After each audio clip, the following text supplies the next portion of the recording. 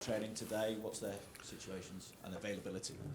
Yeah, Jorgo missed out of 2 sessions after the game against Wolves. He took a knock. I think that's the good word to say. Yeah. So I'm expecting him to be with us tomorrow. That he's available to play. Federico trained with us yesterday. Came in today with some problems, and I'm not expecting him to be in the team tomorrow, which is a pity for us, but of course for him even more. He was looking forward to a Champions League night at Anfield, and especially because we face an Italian team, it's a pity for him. But he will be there many more nights to come for him. How long are you looking at with Federico? Yeah, that's always difficult because it happened yesterday. But I'm not expecting him to be out for a very long period of time. But it's this game is not possible for him, and we have to wait and see if he can manage to be in the team on Saturday. And afterwards, it's the international break. Arne, it's obviously 4 straight wins in all competitions since the defeat to Nottingham Forest. You've gone top of the Premier League now as well. What do you see in your squad that suggests that you can go longer in the Premier League title race and longer in Europe compared to maybe what the side was able to do last season? No, one of the reasons why we can compete is because we have a lot of quality, and I also see a lot of team cohesion in the team. So if we score, I also see the ones that don't play are really happy with us scoring, with us winning. So those are 2 really positive things. But I also see things we definitely have to improve if we want to stay where we are with the fixture list that's coming up. Like I said, every fixture is difficult in the Premier League, but everybody tells me that a top league table team is a bit more difficult than a low league table team, which we can all understand, and we haven't faced one of them yet. So we have to do things better, but one of the reasons why we can stay up there is because we have a lot of players with a lot of individual quality.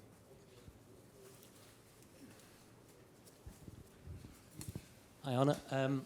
In terms of selection, obviously, if you have injuries, then you have to make changes. But generally, you haven't made too many changes this season. But when players have come in, like Cody Gakpo or Darwin Núñez, how pleased have you been with the form that they've shown when they have come in?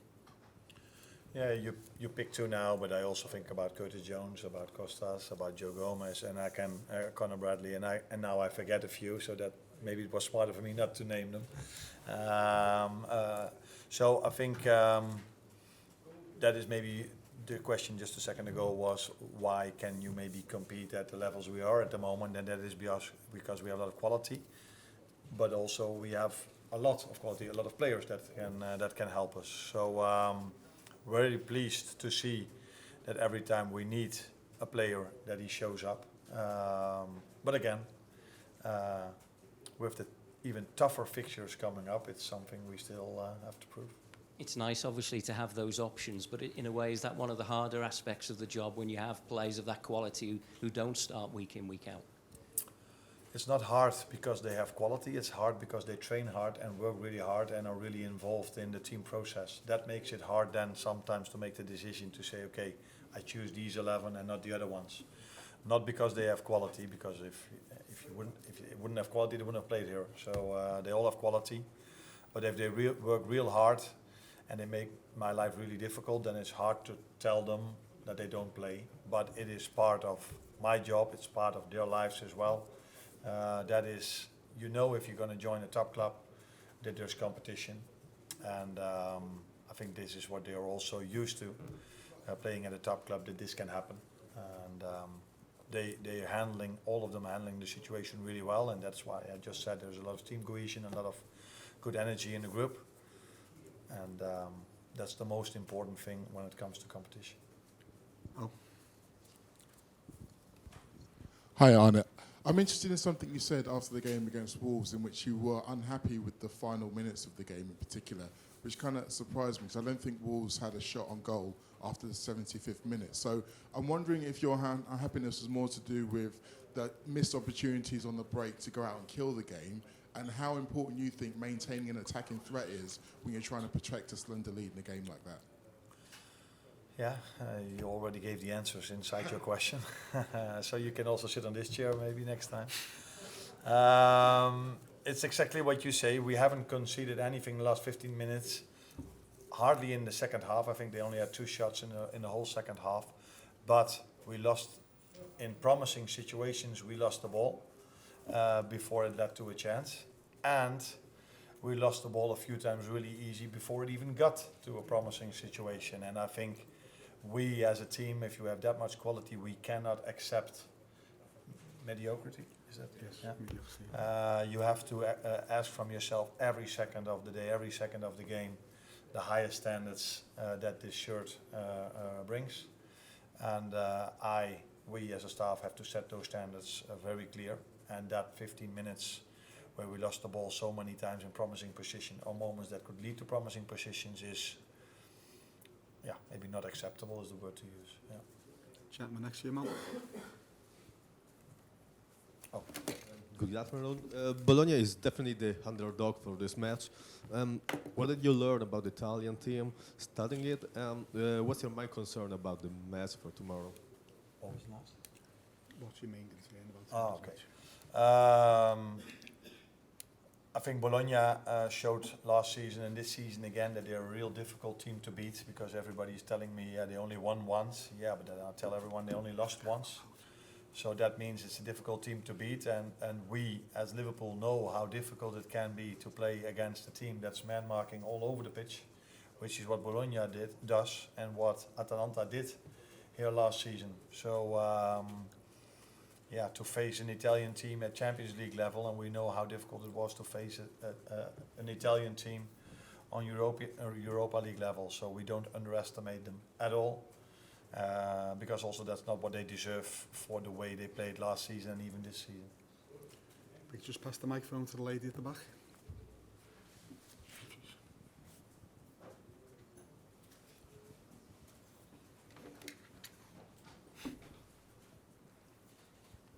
Thank you.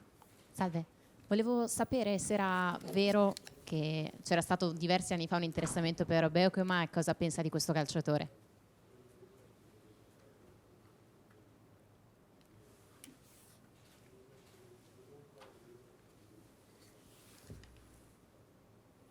Centre back. You have Oh, hand up. the question was that I was interested That in. you can say something. Yeah. I was interested in the club I worked for. That included me. Was interested in signing him. He had a real good season with the club he promoted with, and we were looking for a centre back, and we saw a lot of potential in him. Unfortunately for us, he made the choice to go to a different club, and unfortunately for him, he chose the wrong club because Feyenoord did much better than the club he chose. But they're not going to like this at that club he chose. That was also one of my former clubs, that's why I make the joke.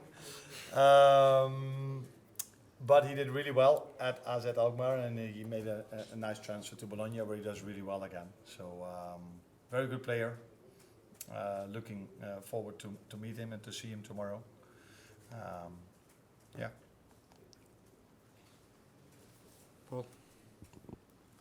You mentioned then that you won't accept mediocrity. So how do you get that message across to the players? What did you say to them? And do you lose your temper in that situation? Do you get angry with the players? That differs, of course. I don't lose my temper that much, and I don't think it's a good idea to lose your temper every single day, because then players at a certain moment feel like, yeah, there he is again screaming at us. So that doesn't work. I think it's better to show them the actual things they do. But the positive thing about this group is that maybe I don't accept mediocrity, but these players themselves don't accept it as well. So even after the game, I saw one or two players, maybe a few more even, that were also frustrated, not only about the last 15 minutes, but also about the way we started the game. That was not of the standards I'm expecting from a Liverpool team or from these players. So it's not only about me, it's also about the players, that they do not accept these things as well, or these moments as well, and that's also normal, because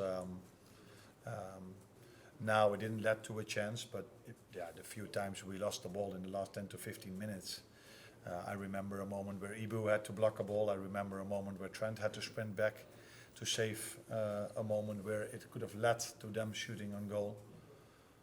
So yeah, it's not only about me not accepting it, the players don't accept it from themselves as well. Last few over here, Carl, then Chris, then gentleman there, then. Hi, Arne. Alexis was in here just a minute ago, and he spoke in one answer about having freedom, and then also spoke about the structure in the team. I'm just wondering how you apply that to the team and to players in terms of where they fit in the structure and what freedom you give them within that structure. It's nice that he says this, because this is also what I'm looking for, that they feel there is structure, but if they only feel structure, they could feel like, oh, we have to do exactly what he says all the time, which they have to do when we don't have the ball. So when we don't have the ball, there's no room for freedom. Then it's just hard work and do what you have to do within the structure. But when we have the ball, especially in the last third of the pitch, then yeah, we also rely on the individual quality. We bring them as much as we can in certain positions, which comes from structure. But then it has a lot to do with the individual quality of the players, and they should feel freedom, even though they might not have it that much as he thinks he has. But it's good that they feel it that way. Yeah. Chris? Hi, just a word about, it's your first Anfield Champions League night. I mean, it's a big moment, really, and whether that was one of the things you most looked forward to when you became the manager of Liverpool, really. Yeah, I got the same question just a second ago, and I said I'm privileged enough to work at Feyenoord with Champions League nights last season. Were also really, really special.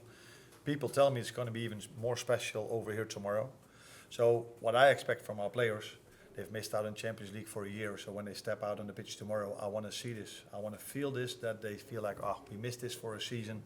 Now, a club of this standards, we have to be ready. And I'm hoping and expecting the same from our fans. They've missed out on Champions League for a season, and I'm hoping that they feel this desire to show to Europe again, you missed us because of this.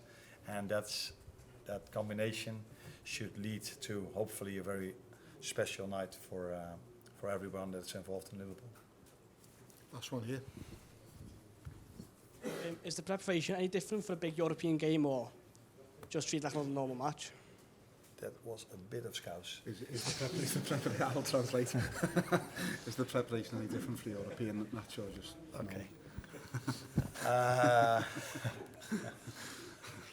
No, that wouldn't be a good thing if the preparation would be different than for a normal league game. If we would have played an evening game at Anfield, we prepare it in the same way. So we also go into the hotel and prepare ourselves in that way. And when it comes to my preparation or the preparation we have as a staff towards the players, we would send completely the wrong signal towards them if we would place Champions League above Premier League. So it's of equal importance, just as the other games we play in the League Cup and the FA Cup. So in the lead up to that, there's no difference. Again, I'm hoping for a special evening when it comes to the fans tomorrow. Thank you, everyone. See you tomorrow. You're welcome.